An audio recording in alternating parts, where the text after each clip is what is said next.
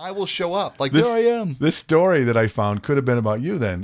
Google Street View is probably going to have to redo Tyler Street in Little Rock, Arkansas. I wasn't in Arkansas. Because the driver of a Street View car in the Arkansas city crashed into another vehicle after going the wrong way down a one-way street. Inconspicuous. Making a U-turn and hitting a car in an adjacent street, according to the police report. This is out of from smokinggun.com and arkansasonline.com. Oh, my gosh. The Google driver, who was seen trying to take apart the car's camera equipment after the crash, I'm not a Google car. Don't look. I'm not a Google car.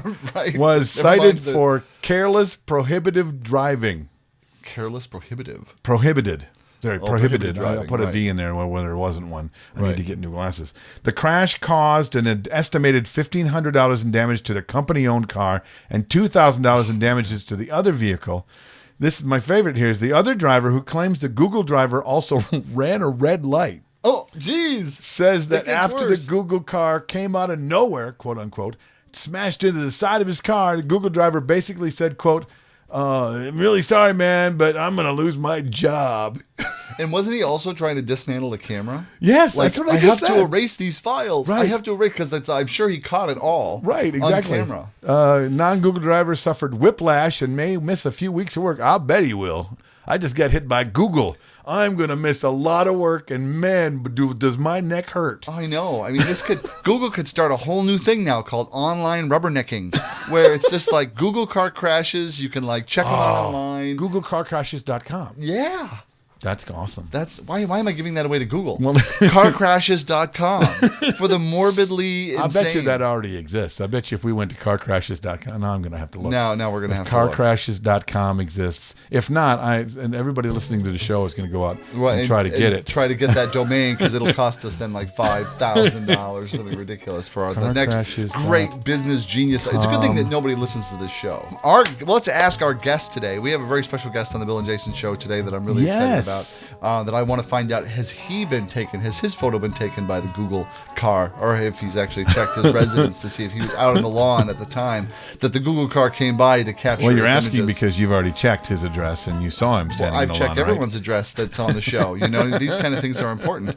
So it's my pleasure to welcome a fellow that many people in the industry know very well and that we've known for many, many years, Jim Weisz out of Dallas, Texas with TM Jim. Studios. Hey, guys. Hey, Jim. Thanks for being on the show. Thanks for having me. All right, we have a super special, awesome, amazing, crazy, fun, exciting reason to have you on the show, other than just the fact that he's charming, he's an amazing disc jockey and himself. really talented. Right, he's an amazing, talented DJ by himself, and he works for one of the most iconic music production companies for the radio business since the 60s. Right, yeah, is it with the music studios, TM Studios, of course, makes available Prime Cuts, which is what we have, the monthly service or the weekly service and that sort of thing. It's a music service where we can, for music for our mobile parties and DJ service. Right, yes. Right. So welcome to the show, Jim.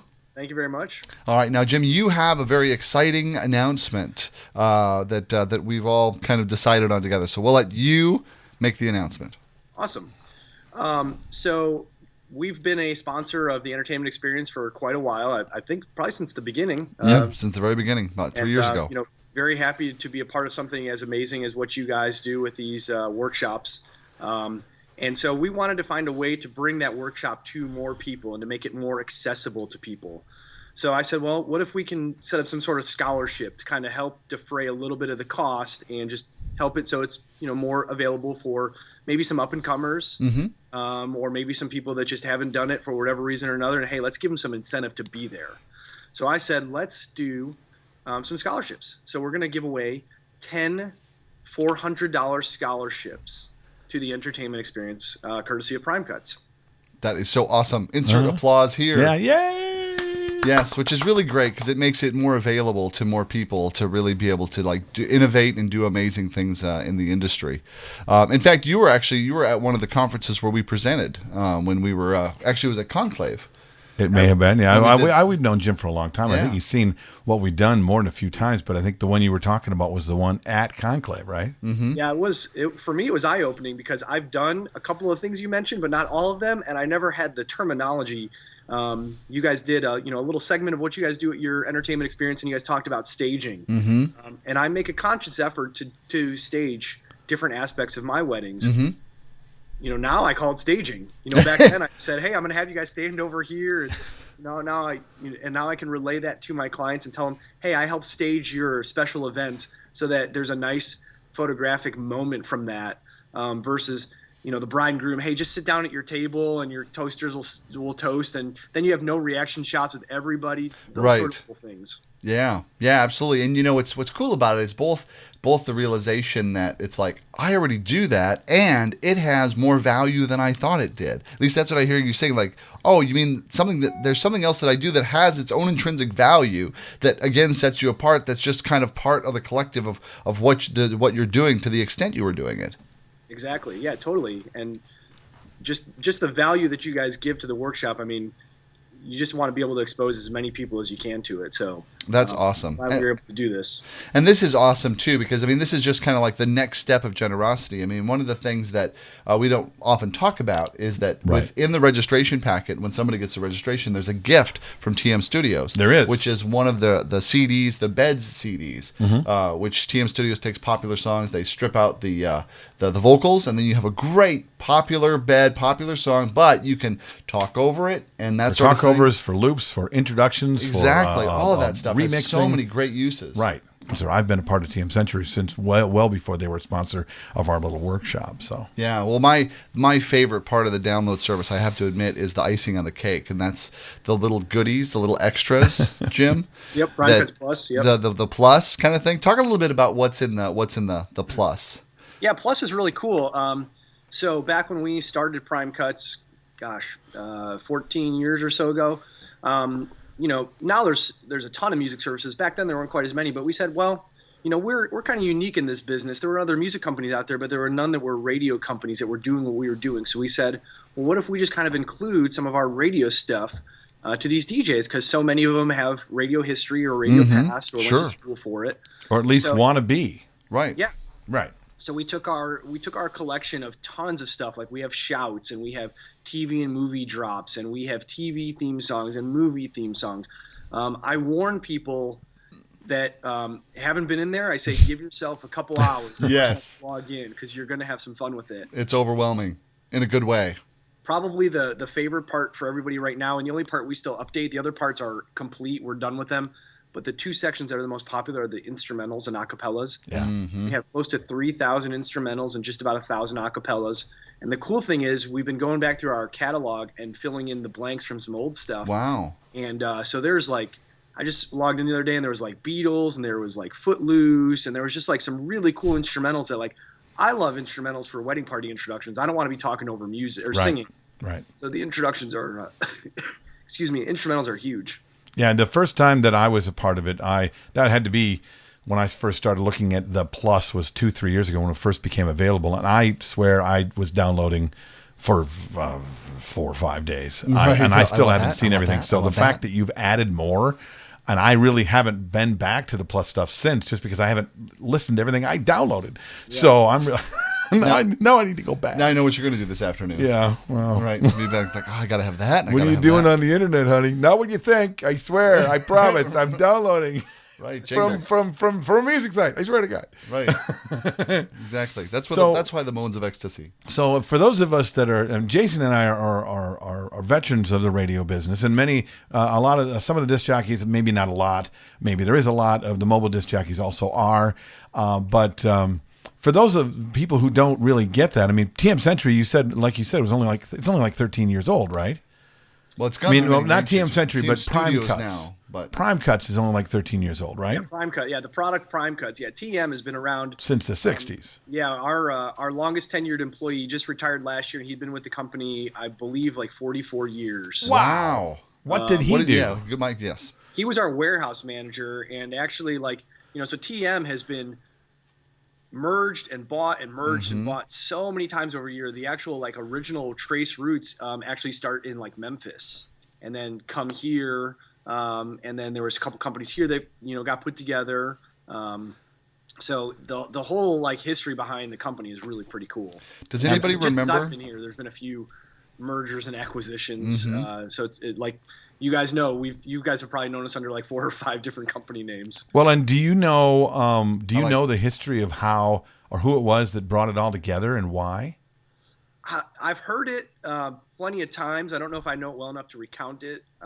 The big name and what the TM stands for Tom Merriman. But then there was another guy, and I feel bad that I can't remember his name, but his initials were also TM. And so that was kind of cool that they, kind of started this all together. And it all began as a service for music for radio stations first, correct? The roots were jingles. I mean, jingles were the beginning of the company. Okay, and some of the most iconic jingle services of any of the biggest radio stations that we grew up listening to, pretty much came out of you guys. Yeah, I'm actually sitting in our main studio right now, which I don't know if it's true. I've been told it's $1 million studio. Wow, cool! It's pretty impressive when you come here. Ours is too. And not quite $1 million. He's laughing. What's he laughing about? Anyway, go ahead. But it's an impressive facility when you come here and get to see it. And it's funny because, I'm sitting here talking to you guys right now, and in about 20 minutes or so, it's going to be filled up with some singers, and they're going to be singing some jingles. That's so awesome. Cool, man. Yeah, I almost wish you just leave your laptop in there. Yeah, no problem. We're going to have some more questions for you. We're going to be right back. Take a little break. This is the Bill and Jason Show.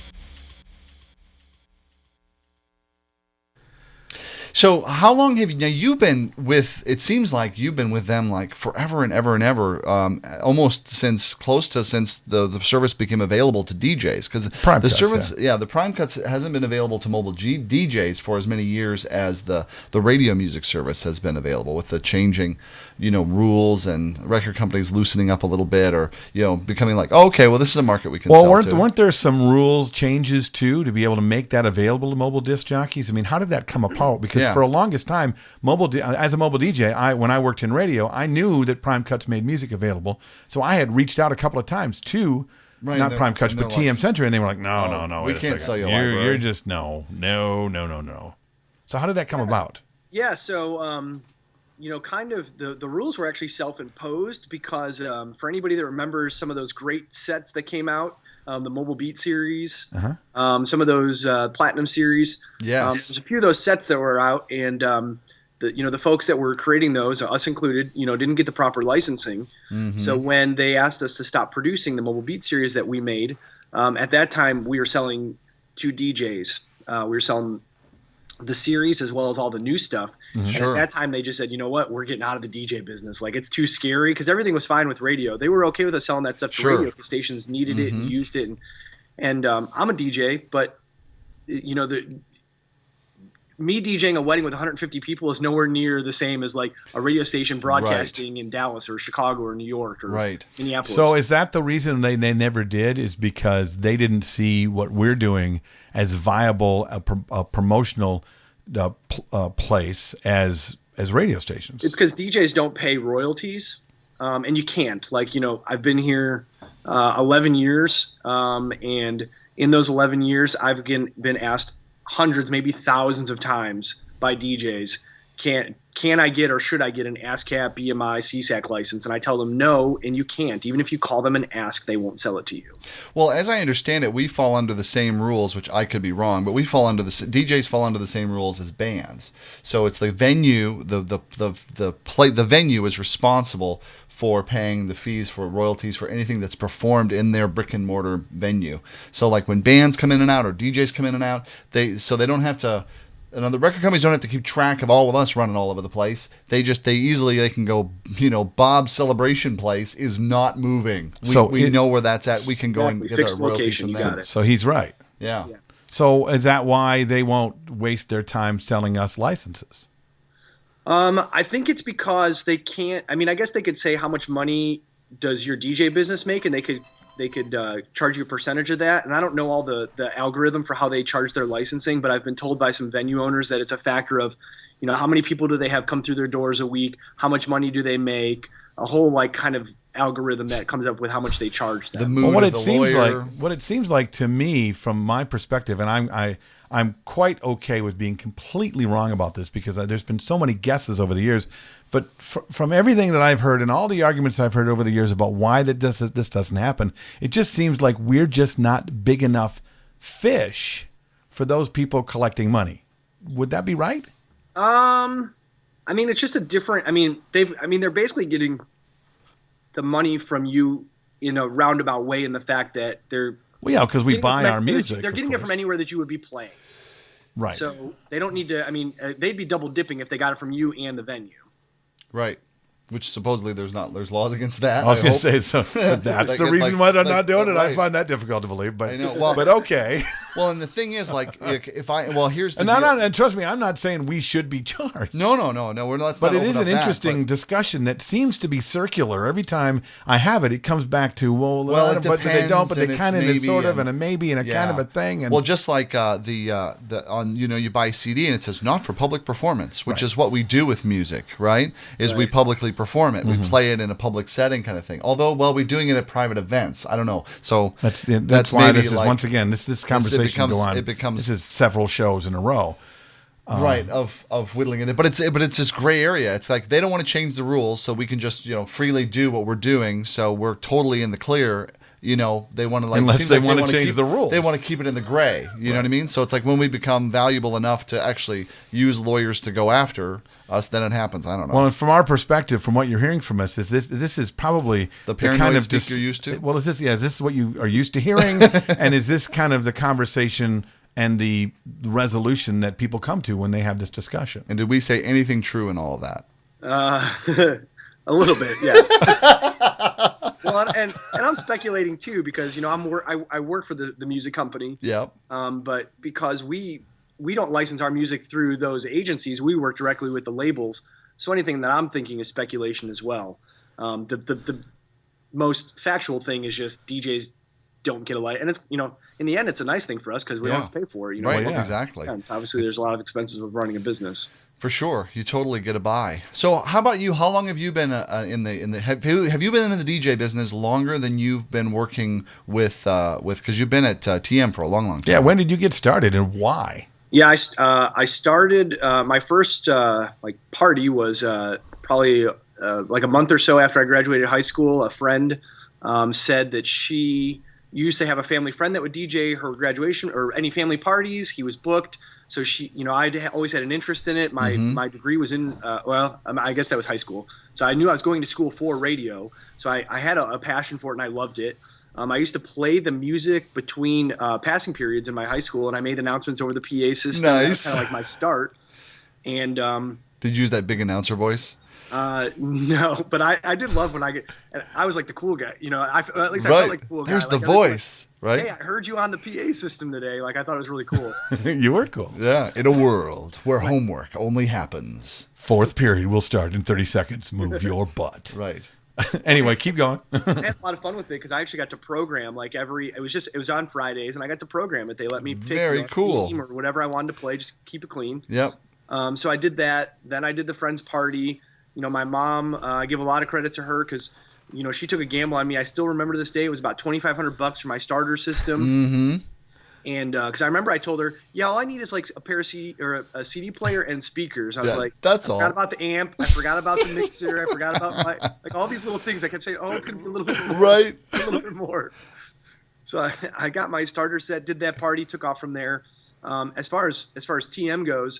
No, back up. Don't jump ahead of that. You did your first party and you were immediately a DJ, or did you like, this is cool for fun? Or did you, at what point did you go, I could probably do this for real? I'm Tiesto. I'm on fire. or I'm a businessman.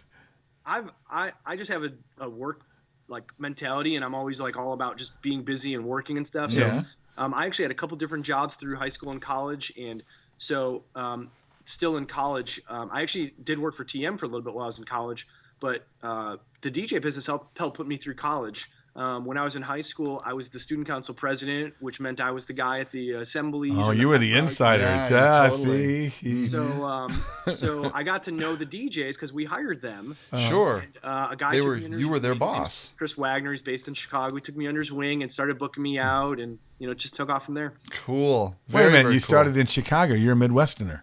I am. So that's why you have that thick Texas accent. Yep. How long were you in Chicago? And then did you work with him that whole time, or when did you go on your own? Because you're on your own now with Discovery DJs. I started my own company about a year after I started working with him, because I just said, like I said, I'm a business guy, so I'm I need to start my own company. I'm going to ruin you. I was 19. I was like, I can start a business. That's right. If I can do this. And you could, and you did. So you went off on your own like right away. Yeah. He lost his best talent just like that. He still booked me out, but yeah, I did a whole lot for, under my own company, and, worked there until I moved here, which was about 3 years later. And then how was starting over in a new city? It was actually very easy because a lot of my I'm a big internet dork. Like, I love just researching and figuring out how websites work, and technology's changed immensely. I don't think I could be able to do it as seamlessly as I did previously, but it was really easy. I changed my website, just basically to find and replace Chicago with Dallas. It's about 2 months before I moved, and I had my first wedding booked about 2 months after I got here. Well, and that transitions me into another thing that I know about Jim. He's an early optimizer of his website. Exactly. He is an expert in that sort of thing. Mm-hmm. So let me ask you this question, and this could be an entire show all by itself, but let me just ask, if you can shorten it here, what would be the top 3 things that are wrong with most DJ websites? Go. Well, I used to say, people using Flash, and there are some still people doing that, but obviously that's huge right now with, any iOS device not being able to use Flash. Mm-hmm. Too much text. We all like to talk. DJs like to talk. I do too. So just even with your fingers. Way too wordy. Wrong, I'd probably say maybe trying to DIY it too much. Like, we talk about not letting a bride have an iPod at their wedding. Yeah. Hey, I can do this. I can make a website. There's all these website builders and stuff. And sure, you can put together something nice, but like, my primary website was designed by a professional, and I love, doing stuff like websites, but I'm not a designer. That's not my thing. So I hired someone to do that for me. Right. And you're optimizing the back end and doing all that stuff. And that's kind of where your expertise lies too, is in optimization, right? Used to, yeah. I mean, like I said, technology has changed so much, or the algorithms and stuff. It's so hard to keep up. Like, when I was in Chicago, me and a couple friends, we used to jockey for the first position, and, nice. and I was first in Dallas for years. And a friend of mine and I have had a little friendly competition, and now he's finally ousted me. Does it still matter? Does that stuff still matter to really optimize everything? I mean, it helps. It helps keep you at the top. There's certain things you can do.